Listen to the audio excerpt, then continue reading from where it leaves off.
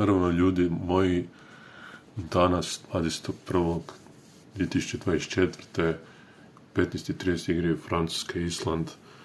Francuska koja je pobjedila prošlu utakmicu u Hrvatsku i sada Island može li nešto napraviti protiv Francuske, pa možda poremetiti Hrvatski koji da Hrvatskoj se pomogne za dalje,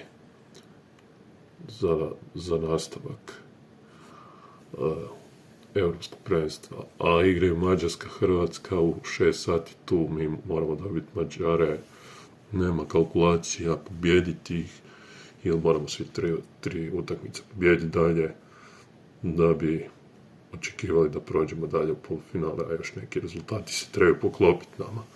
I igraju 20:30, jedan jako dobar meč, Njemačka-Austrija.